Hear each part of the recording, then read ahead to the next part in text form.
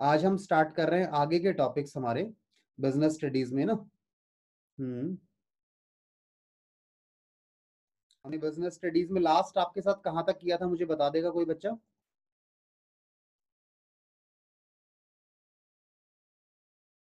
हमने एक case study की थी आई थिंक लास्ट। ठीक है, और कैरेक्टरिस्टिक्स हमारे यहाँ पे पेंडिंग थे। ठीक है, हमने परवेसिव कर लिया था। मल्टी डायमेंशनल आई बिलीव हमने नहीं किया था। तो मल्टी डायमेंशनल का मतलब क्या है, स्टार्ट कर सकते हैं बेटा हम? जवाब ही नहीं आ रहा है।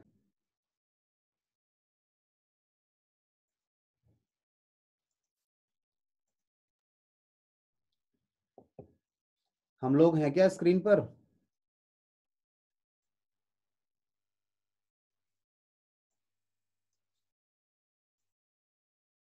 कोई कुछ नहीं बोल रहा है।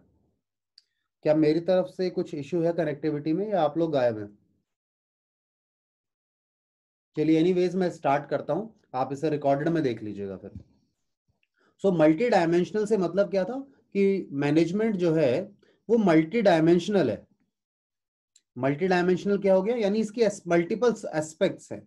मल्टी डायमेंशनल का मतलब क्या हुआ यहाँ पर, जब when we are talking about it as an characteristic of management, then we say management is a multi dimensional thing.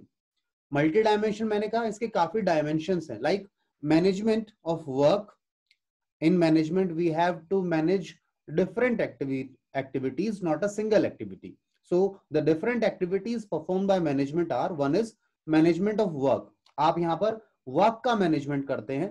Then management of people, this is the second dimension. And management of operations, ये तीन चीजें हैं आपके पास जो कि आप management में जिस टाइप की एक्टिविटीज को आप मैनेज करते हैं, ठीक है, उन्हें मॉनिटर करते हैं, उन्हें रेगुलेट करते हैं, ठीक है ना, सारे फंक्शंस लगाते हैं आप मैनेजमेंट के यहाँ पर इन एक्टिविटीज पर। ठीक है, that's why we call management as an multi dimensional thing.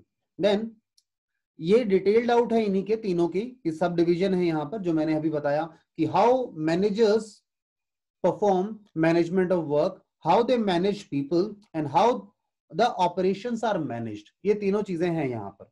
ठीक है, so you'll go through that. Easy है, कोई डाउट हो तो आप पूछ सकते हैं। If you are not able to understand that how people are managed by the management, और how the work is managed, और how the operations are managed, ठीक है, ये तीनों चीजें आप पूछ सकते हैं किसी को अगर क्लैरिटी ना मिले तो, but you have to go through the theory one.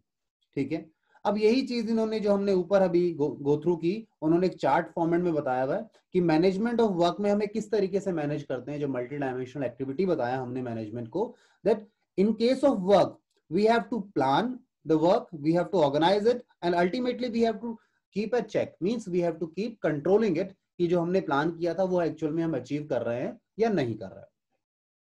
Then management of people, management of people आप देखना ये हमारे तीन फंक्शंस हैं, अगर आप ध्यान से देखें ये हमारे फंक्शंस ऑफ मैनेजमेंट है। ठीक है, ये फंक्शंस ऑफ मैनेजमेंट हैं जिन्हें हम यहाँ पे अप्लाई कर रहे हैं। To manage work we have to apply the three functions. ठीक है, another two functions are for management of people. Staffing, you have to staff the people, you have to appoint the people, and you have to give them directions, आपको उन्हें guide करना होगा ताकि जो आपको required गोल है, जो आपके रिक्वायर्ड टारगेट्स हैं उनको वो अचीव कर सके। Then management of operation, management of operations की बात करें तो देखो ये तीनों में से कोई भी फंक्शन नहीं है मैनेजमेंट का, ये ऑपरेशन है एक्चुअल में। ये तीनों ही ऑपरेशन है। प्रोडक्शन एक ऑपरेशन है हमारा, तो प्रोडक्शन को मैनेज करना क्या है, मैनेजमेंट की रिस्पॉन्सिबिलिटी है। सेल्स, हमारी सेल्स एक्टिविटीज है, वो भी ऑपरेशंस है हमारे। ठीक है, परचेज डिपार्टमेंट होता है, परचेज भी हमारा ऑपरेशन है। तो ये दोनों भी फंक्शन थे और ये वर्क वाला भी फंक्शन था। बट जो मैनेजमेंट ऑफ ऑपरेशन की बात कर रहे हैं तो ये हमारे फंक्शंस नहीं है, ये हमारे ऑपरेशन है जिन्हें मैनेज किया जा रहा है। ठीक है,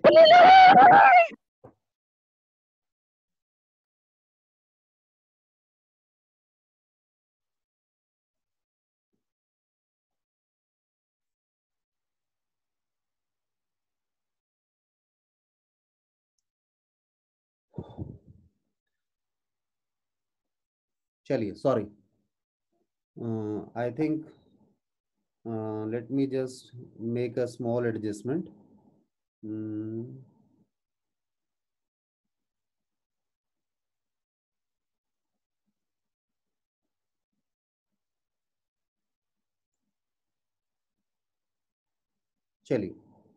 अब चलते हैं आगे।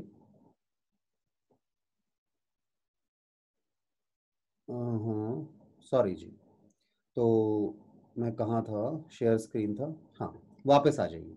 तो यहाँ पर हमने देखा कि मैनेजमेंट कैसे मल्टी डायमेंशनल एक्टिविटीज को मैनेज करता है, मल्टीपल एक्टिविटीज को मैनेजमेंट कर रहे हैं हम लोग, management of people, management of work and management of operation. Same हमारे सुभाष डे में भी है, बस मेरे पास उस बुक के अभी स्क्रीनशॉट्स नहीं है, इसलिए मैं इस बुक से आपको पढ़ा रहा था। ठीक है, then another thing, next point we have is management is a continuous process.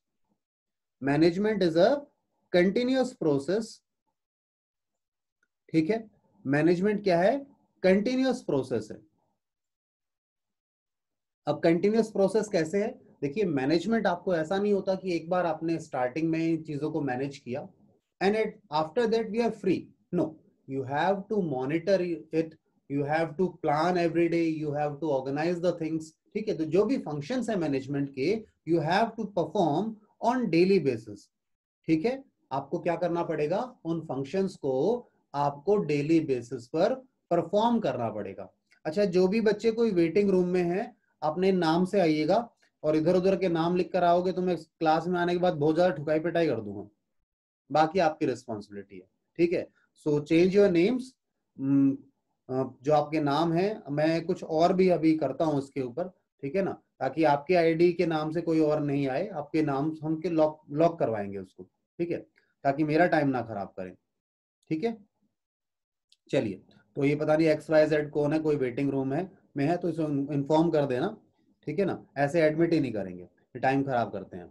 ठीक है, मैनेजमेंट कंटिन्यूअस प्रोसेस पर बात कर रहा था मैं। तो मैनेजमेंट कंटिन्यूअस प्रोसेस कैसे है, बिकॉज ऐसा नहीं होगा कि आपने किसी चीज को बस एक बार मैनेज कर लिया और उसके बाद फिर मैनेज करने की जरूरत नहीं। नहीं, हमें रेगुलर बेसिस पर, कंटिन्यूअस बेसिस पर हमारे मैनेजमेंट के प्रोसेस को अप्लाई करना होता है, ताकि हम अपने एंड रिजल्ट्स पर पहुंच पाए।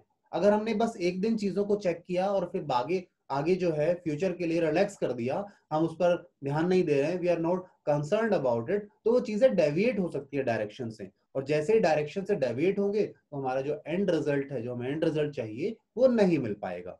सो आई बिलीव कंटिन्यूअस प्रोसेस वाली बात आपको समझ में आई होगी। Still you have to go through the theory, और फिर आप मुझे बता सकते हैं। ठीक है, विशाल कह रहे हैं उनके पास सुभाष डे की पीडीएफ है। हाँ, अगर मुझे कोई भेज सकता है सुभाष डे की पीडीएफ क्लियर इमेजेस के साथ, तो I am more than happy. ठीक है ना, हमारी प्रॉब्लम सॉल्व हो जाएगी। मेरे पास है नहीं वो पीडीएफ, इसलिए मैं नहीं करा पा रहा था अभी। ठीक है, चलिए, और अभी क्या चार क्लासेस है बैक टू बैक, दो क्लासेस आपकी होती है, दो 11th वालों की होती है, तो टाइम नहीं निकल पा रहा था थोड़ा सा। ठीक है, मुझे भेज सकते हैं विशाल बेटा, थैंक यू।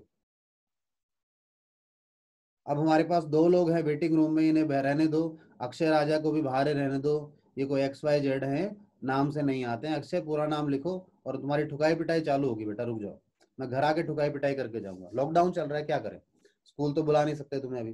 ठीक है ना, चलिए आगे चलें। देन यहाँ पर इन्होंने ग्रुप एक्टिविटी के नाम से एक इमेज बनाया है कि देखो मैनेजमेंट जो है ग्रुप एक्टिविटी है, means you have to manage people, you have to manage work. तो यहाँ पर ग्रुप की बात आती है, कोई सिंगल चीज होती तो मैनेजमेंट करना बड़ा आसान हो जाता। जो मैनेजमेंट सीरियसली जब अप्लाई करने की बात आती है, जब आपकी बात आती है कि you have to manage the things, you have to manage number of things, at that time we say actually we are applying the management concepts. ठीक है, सो मैनेजमेंट एक ग्रुप एक्टिविटी है। ठीक है, इन्होंने लिखा भी है, देखिए, management always refers to group of people, हम ग्रुप ऑफ पीपल की बात करते हैं। ठीक है ना, जो कि मैनेजरियल एक्टिविटीज में इन्वॉल्व हैं। अब उनके अपने अपने, जैसे each individual perform his role at at their status और एट देयर पोजीशन। ठीक है, only then management function can be executed. तो सभी लोग जो अपने अपनी पोजीशंस पर हैं, अपने अपने स्टेटस पर हैं, उन सबको अपने काम को, अपने रोल को अच्छे से परफॉर्म करना होगा। Only then will be able to get the end result, तभी हमें जो हमें आउटपुट चाहिए, जो हमारे ऑब्जेक्टिव्स हैं, हम उन्हें अचीव कर पाएंगे। सिंगल पर्सन एक्टिविटी नहीं है, you have to come as a team, you have to come as an group. ठीक है, सो आई बिलीव ये वाला पॉइंट आपको क्लियर हो जाएगा, ठीक है। Then management as a dynamic function, ये भी हम आपके साथ पहले डिस्कस कर चुके हैं इस वर्ड को। डायनामिक मींस, डायनामिक का मतलब क्या हो गया जी? डायनामिक का मतलब हो गया continuously changing, continuously changing as per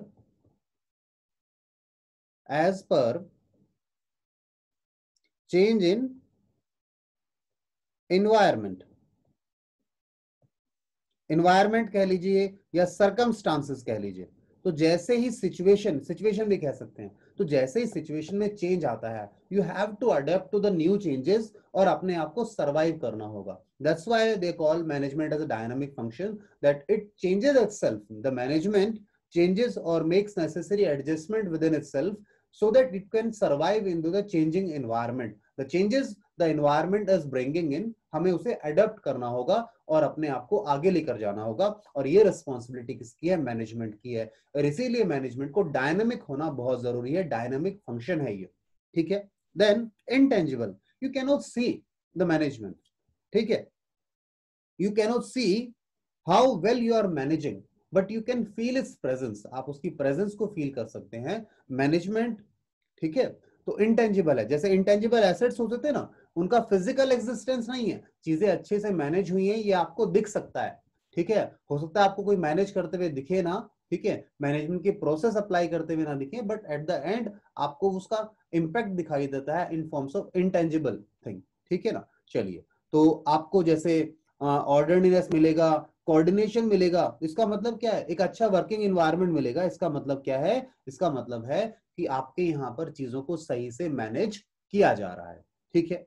सो ये नीचे इन्होंने समरी में चार्ट बनाया हुआ, डायग्राम बनाया हुआ है, आप इसे गो थ्रू कर सकते हैं। सुभाष डे में कोई और पॉइंट भी हो तो वो भी आप मुझसे पूछ सकते हैं। वैसे मैंने इस चैप्टर का पीडीएफ आपको भेजा हुआ था, जैसे कल मुझे विशाल भेज देगा नए वाला, तो हम नए वाले से स्टार्ट कर लेंगे। उसमें हमारे पास केस स्टडीज भी हैं समझने के लिए, काफी डिटेल में है। मैंने ये प्लान किया था कि अभी इससे कर लेते हैं, बाद में उसकी केस स्टडीज के साथ रिवीजन कर लेंगे उस पार्ट से। या आप घर पे सुभाष डे से पढ़े तो थोड़ा एफर्ट लगेगा आपका, आप सीखने पर ध्यान देंगे, ठीक है।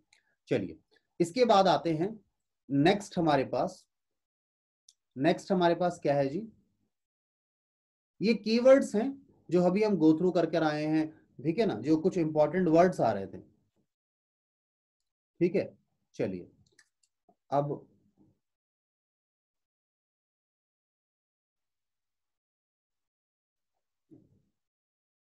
हाँ, ये अक्षय और ये आजाद लास्ट टाइम एडमिट कर रहा हूं इस तरीके से, बगैर नाम के आएगा कोई, एडमिट नहीं करूंगा, और बदमाशी नहीं चाहिए। या तो पढ़ लो या नहीं पढ़ना तो फिर बैठ जाओ, कोई दिक्कत नहीं, आप क्लास मत लो, ठीक है ना, टाइम खराब करते हो मेरा भी। चलिए, तो ये जो हमने ऊपर कीवर्ड जो टॉपिक पढ़ा अभी, कैरेक्टरिस्टिक्स ऑफ मैनेजमेंट, ठीक है, उसमें जो कीवर्ड्स आए थे, जैसे डायनामिक आया था, इंटेंजिबल आया था, उनको इन्होंने एक्सप्लेन किया हुआ है, ठीक है। चलिए, अब एमसीक्यूज पर आ जाइए। अगला हमारे पास जो है एमसीक्यू और केस स्टडी है। सो मैं आपको ये आपके घर के लिए दे दूं इस पर काम, आप एक बार इसे गो थ्रू कर लीजिएगा, और इनमें से अगर कोई पॉइंट समझ नहीं आए तो आप मुझसे पूछिएगा। क्या चलेगा ऐसा?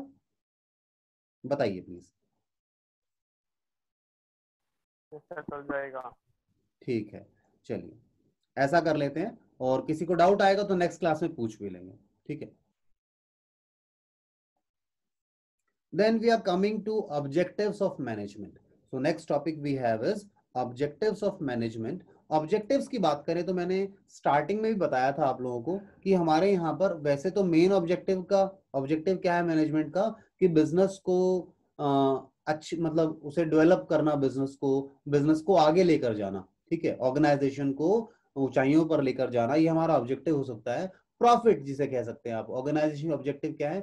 मैक्सिमाइज करना वेल्थ शेयर होल्डर्स के लिए, स्टेक होल्डर्स के लिए, ज्यादा प्रॉफिट कमाना। बट हम जब बात कर रहे हैं ओवरऑल ऑब्जेक्टिव्स की, ठीक है, तो हमने यहाँ पर 3 कैटेगरीज में बांटा है हमारे ऑब्जेक्टिव्स को।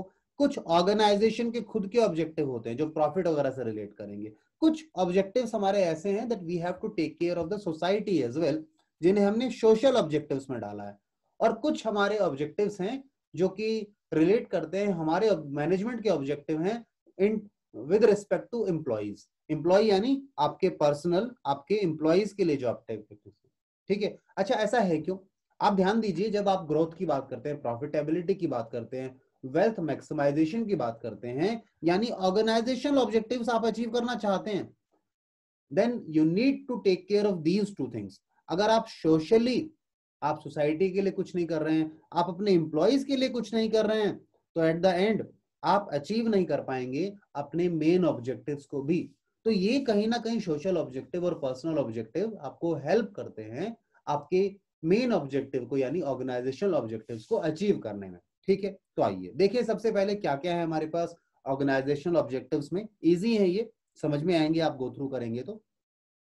जैसे सबसे पहले हमारे पास है जी, इन्होंने मीनिंग दिया है कि ऑर्गेनाइजेशनल जो ऑब्जेक्टिव्स हैं उनका मतलब क्या होता है, ठीक है।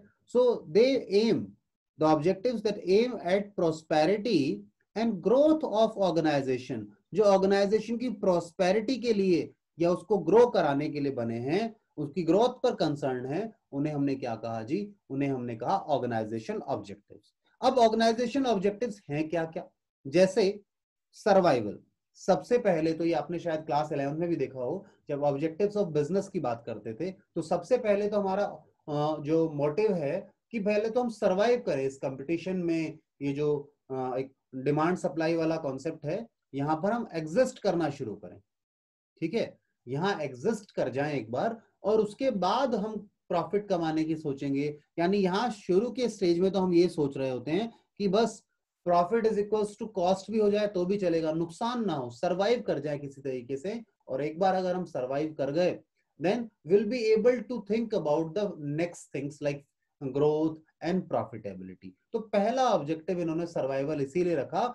अगर प्रॉफिट ऑब्जेक्टिव रखेंगे तो नहीं हो पाएगा, we have to start from the scratch, we have to start from the zero, ठीक है। तो पहले ऑब्जेक्टिव क्या हुआ ऑर्गेनाइजेशन का, that we have to survive in this tough competition, we have to survive. तो ये पहला ऑब्जेक्टिव है। देन प्रॉफिट, अब आपने सर्वाइवल वाली स्टेट पूरी कर ली, अब आप बात करते हैं प्रॉफिटेबिलिटी के बारे में, कि प्रॉफिट्स हो हमारे। प्रॉफिट क्यों जरूरी है? आपको पता है बिजनेस को एक्सपेंड होना है, ठीक है, तो उसके लिए प्रॉफिट्स चाहिए।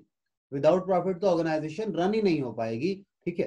तो प्रॉफिट भी हमारा इंपॉर्टेंट ऑब्जेक्टिव है, नो डाउट। सर्वाइवल उससे भी ज्यादा इंपॉर्टेंट है, क्योंकि प्रॉफिट तो तभी कमाओगे ना जब आप जीवित रहेंगे। अगर बिजनेस का एग्जिस्टेंस ही नहीं रहेगा, सर्वाइव ही नहीं कर पाएगा, तो प्रॉफिटेबिलिटी की बात तो मेरे ख्याल से आएगी नहीं कहीं से भी, ठीक है। So second objective goes to profitability. Profit आपको क्यों चाहिए मैंने बताया, ठीक है ना। आपको बिजनेस को एक्सपेंड करना है, आपको प्रॉफिट चाहिए। आपको किसी नए एरिया में वेंचर करना है, ठीक है, हॉरिजॉन्टली करना है, वर्टिकली करना है, तो आपको प्रॉफिट्स चाहिए, ठीक है। दूसरा, आप जो एफर्ट लगा रहे हैं उसके लिए कुछ आपको आउटपुट भी चाहिए ना, आपको एक मोटिवेशन की तरह काम करता है प्रॉफिट, ठीक है। Then once you are getting profits, अब आपने प्रॉफिट भी कमाना शुरू कर दिए, now you are thinking about growing yourself. अब हम अच्छा कमा रहे हैं, we need to enter into new things, ठीक है ना। तो वो ग्रोथ की बात आ जाती है, ठीक है ना। ग्रोथ में आप मल्टी डायमेंशनल भी जा सकते हैं कि भैया आपने ब्रांचेस खोल लिए अलग अलग, ठीक है, आपने फ्रेंचाइज देने शुरू कर दिए, तो अलग अलग एरियाज हो सकते हैं ग्रोथ के रिलेशन में। देन सो ध्यान रहेगा, ऑर्गेनाइजेशनल ऑब्जेक्टिव्स में 3 ही ऑब्जेक्टिव है। देन हम नेक्स्ट चल रहे हैं सोशल ऑब्जेक्टिव्स की तरफ। अब सोशल ऑब्जेक्टिव्स मैंने आपको बताया इन शॉर्ट, सोशल ऑब्जेक्टिव्स में आप क्या करते हैं, आप अपनी सोसाइटी की तरफ ध्यान देते हैं। तो ऑर्गेनाइजेशन के कुछ कमिटमेंट्स हैं टुवर्ड्स द सोसाइटी, ठीक है ना। सोसाइटी की तरफ हमारे कुछ कमिटमेंट्स हैं, like supply of quality products at reasonable prices. आप अपने स्टाफ को, सॉरी स्टाफ कह रहा हूँ, सोसाइटी में जो लोग हैं, आपके जो कंज्यूमर हैं, कस्टमर हैं, उन्हें अच्छे प्रोडक्ट दीजिए और प्राइस भी रीजनेबल हो। क्योंकि आप समझते हैं अच्छा प्रोडक्ट देंगे तो प्राइसेस तो बढ़ेंगे, बट रीजनेबल बढ़े, वो ऐसा नहीं ओवर चार्ज कर रहे हो आप, तो वो नहीं होना चाहिए, ठीक है। आप सिविक एक्टिविटीज की तरफ ध्यान दें, ठीक है, सिविक एक्टिविटीज एमिनिटीज हैं उनकी तरफ ध्यान दें।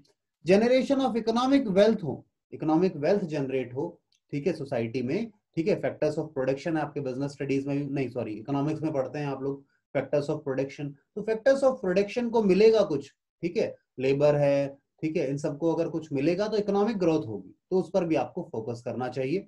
देन एम्प्लॉयमेंट अपॉर्चुनिटीज देनी चाहिए, जो आपके यहाँ पे सोसाइटी में लोग रह रहे हैं उनको एम्प्लॉयमेंट अपॉर्चुनिटीज मिलेंगी, तो आप अल्टीमेटली सोसाइटी के लिए कुछ कर रहे हैं, ठीक है। फाइनेंशियल सपोर्ट भी दे सकते हैं आप, फाइनेंशियल सपोर्ट दे सकते हैं कम्युनिटी को, तो वो भी कई लोग करते हैं। काफी बिजनेसेस हैं जो इस तरह की चीजों में इन्वॉल्व रहते हैं कि आसपास की जो सोसाइटी है उनमें हेल्प करते हैं वो लोगों को। Then organising educational, health and vocational trainings, society में लोगों को वो ट्रेनिंग्स वगैरह भी देते हैं। मेरे पास एक मैसेज है, रुकिए। सिविक एक्टिविटीज, सिविक एक्टिविटीज आपने नहीं पढ़ी कभी भी, सिविक फैसिलिटीज होती हैं ये, ठीक है। जैसे हेल्थ केयर से रिलेटेड आ गई आपकी, ठीक है। जैसे आप मैं बताऊं, जैसे स्वच्छ भारत वाला अभियान है ना, वो सिविक एक्टिविटीज में आ गया आपका, ठीक है। सिविक एक्टिविटीज हैं वो लोग, ठीक है। इसके बाद नेक्स्ट हमारे पास है जी participating activities in social service project of government and NGO.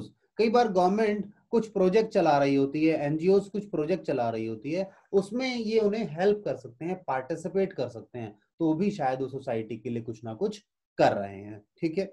Using environment friendly methods of production, आप प्रोडक्शन तो करेंगे, नो डाउट, प्रोडक्शन करना है, मैन्युफैक्चरिंग करना है, बिजनेस करना है, पर वहां पर ध्यान रखें आप इस तरह के मेथड यूज करें जो कि एनवायरनमेंट को नुकसान ना पहुंचाएं। यानी इसे आप क्या कह सकते हैं, आपको एनवायरनमेंट को ध्यान में रखना है, आपने एनवायरनमेंट के प्रोटेक्शन को ध्यान में रखना है, क्योंकि आप सोसाइटी में रहते हैं और सोसाइटी भी हमारे मतलब हिस्सा ही है, हम हिस्सा है सोसाइटी के। तो अगर हम सोसाइटी का हिस्सा है और हम एनवायरनमेंट पॉल्यूशन वगैरह के बारे में ध्यान नहीं रखेंगे, एनवायरनमेंट को सेफगार्ड नहीं करेंगे, तो सोसाइटी को इससे बहुत ज्यादा नुकसान है। हमारे एक छोटे से फायदे के लिए सोसाइटी को इसके लिए काफी ज्यादा कुछ चुकाना पड़ सकता है, पे ऑफ करना पड़ सकता है। Then providing employment opportunities to weaker sections of society, तो ये सब क्या है, we are working for the welfare of the society, because society से हम सब कुछ ले रहे हैं, हमारी कम्युनिटी से सब कुछ ले रहे हैं, so it becomes our responsibility कि हम भी उनके लिए कुछ करें, ठीक है। उससे एक मार्केट में आपकी एक अच्छी इमेज ही बनती है, और कुछ नहीं है, कोई नुकसान नहीं है उसका, आपकी एक अच्छी इमेज बनती है मार्केट में, तो उसका बेनिफिट किसको मिलता है, आपको ही मिलता है एज अ बिजनेस, ठीक है। तो ये सोशल ऑब्जेक्टिव्स हो गए। सोशल ऑब्जेक्टिव्स में लिखना बड़ा आसान है चीजों को, ठीक है। जो जो बिजनेस को सोसाइटी के लिए करना चाहिए उन्हें आप लिख सकते हैं, they become objective for the business in terms of social objectives. Then next we have is personal objectives. अब मैंने पर्सनल ऑब्जेक्टिव में आपको क्या कहा था, पर्सनल ऑब्जेक्टिव्स में हमने ये ध्यान रखना है कि जो हमारे एम्प्लॉइज हैं, ठीक है, जो हमारे ह्यूमन रिसोर्सेज हैं, जो हमारे पर्सनल हैं, हमारे जो इंडिविजुअल्स हैं, उनके हितों का ध्यान रखा जाता है। तो देखिए, तो इन्होंने कहा है कि जो मेन इंडिविजुअल ऑब्जेक्टिव्स हैं वो क्या क्या है। फर्स्ट इज कॉम्पिटिटिव सैलरी, आप अपने स्टाफ को ऐसा नहीं बहुत ज्यादा सैलरी देने की जरूरत है, but according to his qualification, according to his experience, according to his knowledge, आपको कॉम्पिटिटिव मार्केट रेट्स जो चल रहे हैं उस पर उसे कंपनसेशन देना चाहिए, कम कंपनसेशन नहीं देना चाहिए, क्योंकि अगर आप कम अंडर पेड कर रहे हैं किसी को, obviously will not be satisfied, हो सकता है टर्नओवर करे, यानी जॉब लेफ्ट करके स्विच करे जॉब को, या अच्छे से काम नहीं कर पाएगा, मन लगाकर काम नहीं करेगा आपके लिए। तो कॉम्पिटिटिव सैलरी देना बहुत जरूरी है, ठीक है। कॉम्पिटिटिव सैलरी क्यों दे रहे हैं, ताकि उसकी फाइनेंशियल जरूरतें हैं, भाई पैसा सभी को चाहिए, तो उसकी फाइनेंशियल नीड्स वो पूरी कर पाए, इसके लिए उसे पर्याप्त सैलरी, कॉम्पिटिटिव सैलरी देना बहुत जरूरी है। देन उनका प्रमोशन, उनकी training, personal growth and development, ठीक है ना, and other high level needs of employee, और भी एम्प्लॉय की अगर कुछ जरूरतें हैं जो कि ऑर्गेनाइजेशन के कंट्रोल में है या ऑर्गेनाइजेशन उन्हें फुलफिल कर सकता है, then organisation must go for it, because ultimately human resource आज के समय सबसे ज्यादा कॉस्टली रिसोर्स है, ठीक है। अगर इस रिसोर्स को आप रिटेन कर पाते हैं तो इससे अच्छा कुछ नहीं है, क्योंकि जब एम्प्लॉय छोड़ के जाते हैं, नए एम्प्लॉय को ट्रेनिंग देनी पड़ती है और वो सब खर्चा आता है हमारा। सो आई बिलीव हमें ह्यूमन रिसोर्सेज को सही से रखना चाहिए। कोई बच्चा कुछ कह रहा है, एक मिनट देखें। हाँ, एस्टीम वही है, एस्टीम नीड होता है ना, प्रेस्टीज, आपकी आपकी इमेज को कोई वो ना करे, ठीक है। चलिए, इसके बाद हम बात कर रहे हैं पीयर रिकॉग्निशन, सेल्फ रिस्पेक्ट, ठीक है। आपका पीयर रिकॉग्निशन क्या होता है, मतलब जो आप जहां काम कर रहे हैं वहां आपके एफर्ट्स को रिकॉग्नाइज किया जाए, ठीक है। लोग आप जब अच्छा करते हैं उसको तारीफ करें उसकी, तो पीयर रिकॉग्निशन हो गया, आपको रिकॉग्नाइज किया जाता है, ठीक है ना। सेल्फ रिस्पेक्ट होनी चाहिए, जो आपके एम्प्लॉइज हैं उन्हें आप अच्छे से ट्रीट करें, उनको रिस्पेक्ट मिले, तो वो शायद ज्यादा अच्छे से काम करेंगे, ऑर्गेनाइजेशन को अपना अपना समझेंगे, अपनापन आएगा, ठीक है। रिस्पेक्ट फॉर कलीग, अपने कलीग्स जो हमारे यहाँ साथ में काम कर रहे हैं, को वर्कर्स हैं, उनका भी हमें सम्मान करना चाहिए, we should respect to them, ठीक है। चलिए, देन गुड एंड हेल्दी, ये वाला पीयर रिकॉग्निशन हो गया। Then good and healthy working condition, अब जो वर्किंग कंडीशन है हमारे स्टाफ के लिए और उनकी सेफ्टी का भी हमें ध्यान रखना चाहिए। तो ये हम क्या कर रहे हैं इन ऑब्जेक्टिव्स में, इंडिविजुअल ऑब्जेक्टिव्स में हम इस पर फोकस कर रहे हैं कि हमारे एम्प्लॉय के लिए हमें क्या करना चाहिए। सो आई बिलीव आपको ये बात क्लियर होगी, ठीक है। And if you are neglecting these objectives, definitely the organisation will suffer.